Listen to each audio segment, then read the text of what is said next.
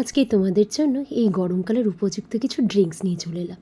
দেখো তোমাদের কেমন লাগে, আর যদি ভালো লাগে এই সহজ উপায়ে বানানো এতগুলো টেস্টি টেস্টি ড্রিঙ্কস, তাহলে একটু কমেন্ট করো আর চ্যানেলটাকে সাবস্ক্রাইব করে দিয়ে একটু লাইক করে রেখো, যাতে তোমরা এই ভিডিওগুলো আবার পরে দেখতে পারো। এটা যেটা করেছি, প্রথমে কিছুটা চিয়া সিড ভিজিয়ে রেখেছিলাম রাত্রিবেলা। এবারে চিয়া সিডটাকে একটা গ্লাসে দিয়ে কিছু ফল কেটে নিয়েছি, তার উপরে দুধ দিয়ে দিয়েছি। দিয়ে এবারে যে ফলগুলো কেটেছিলাম সেগুলোকে একে একে করে চিয়া সিড আর দুধ যে ড্রিঙ্কটা বানিয়েছি তার মধ্যে দিয়ে দেবো। ব্যাস, আর কি চাই? এরপর আর কিছুই না, জাস্ট সার্ভ করে দাও। দারুণ ছিল খেতে, চাই বলো না কেন। এখন দেখবে পালস লজেন্সের মতো অনেক কিছু বেরিয়েছে, তার মধ্যেই যে ম্যাঙ্গো বাইট লজেন্সটা না, এটাও কিন্তু দারুণ টেস্টি হয়। দেখবে প্রত্যেকটা বাচ্চার পছন্দ এবং মায়েদেরও। আর একটা জিনিস লক্ষ্য করবে, একটু বেশি খেয়ে ফেললে না এগুলো কেমন যেন মুখের স্বাদটা অন্যরকম হয়ে যায়। যাই হোক, কোনো কিছু বেশি খাওয়া উচিত নয়। তাই সেই লজেন্সের আমি 4টে মতো নিয়ে নিয়েছি, নিয়ে এখানে হামানদিস্তায় ফেলে ভালো করে এটাকে গুঁড়ো গুঁড়ো করে নিয়েছি। এইবারে ঘরে রাখা ছিল লিমকাটাকে ভালো করে মিক্স করে নিয়েছি। মিক্সটা করার পরে এবারে দেখো, আর কিছুই না, এমন কিছু খাটতে হবে না। মিক্সটা করে নিয়ে বাকি লিমকাটাও এর মধ্যে অ্যাড করে দিয়েছি, দিয়ে একটা গ্লাসের মধ্যে করে একটু ফ্রিজে রেখে দাও। তারপরে ঠান্ডা ঠান্ডা এটাকে সার্ভ করে দাও। এর থেকে টেস্টি আর সহজ উপায়ে বানানো ড্রিঙ্কস মনে হয় না গরমকালে কিছু হতে পারে। অবশ্যই ট্রাই করো। এটা 3 নম্বর ড্রিঙ্কস। 3 নম্বর ড্রিঙ্কসটা দেখো একদম ফ্রুট দিয়ে বানানো, একদম ইজি উপায়ে করা, কিন্তু দারুণ টেস্টি ছিল। যেটার জন্য প্রথম যেটা করেছি, একটা বড় তরমুজ কিনে এনেছি বাজার থেকে।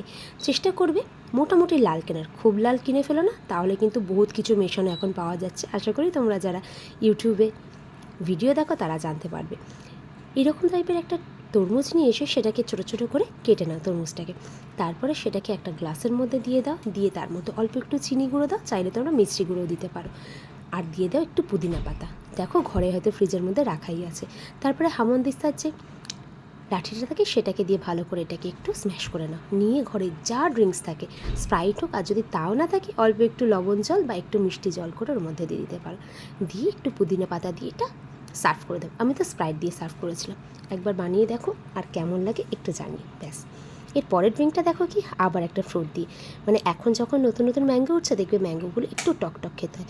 মানে শুধু শুধু খেতে এই পাকা আমগুলো খুব একটা ভালো লাগে না। কিন্তু এটাকে যদি কোনো রকম নতুন উপায়ে কিছু বানানো যায় এবং ড্রিঙ্ক হিসাবে করা যায়, তার মধ্যে অল্প একটু চিনি টিনি বা কিছু দিয়ে, তাহলে কিন্তু স্বাদটা দারুণ লাগে। আর অ্যাজ আ হেলথ ড্রিঙ্ক সেটা কাজে লেগে যায়। আর তাছাড়া এই পাকা আমগুলোকে এইভাবে কাটতে আমার তো দারুণ লাগে। তোমরা কি কখনো ট্রাই করেছো? যদি ট্রাই করে থাকো অবশ্যই কমেন্টে জানিও। আর কি, আমগুলোকে প্রথমে কেটে একদম গুছিয়ে নেওয়া যায়। এরপরে যে সহজ কাজটা, মানে ড্রিঙ্ক বানানো মানে প্রথম তো শুধু কাটাগুলো, তারপরে যেটা তো পুরোটাই সহজ থাকে। এরপরে যেটা নিতে হবে, এইগুলোকে একদম খুলে খুলে করে নিয়ে নিলাম। এটা প্রথম ধাক্কাতেই করতে পারতে, কিন্তু জাস্ট সুন্দর লুকটা আনার জন্য আমি জিনিসটা করলাম। এটা তোমরাও করে দেখতে পারো, দারুণ কিন্তু একটা হ্যাক নিজের টাইম পাস করার জন্য।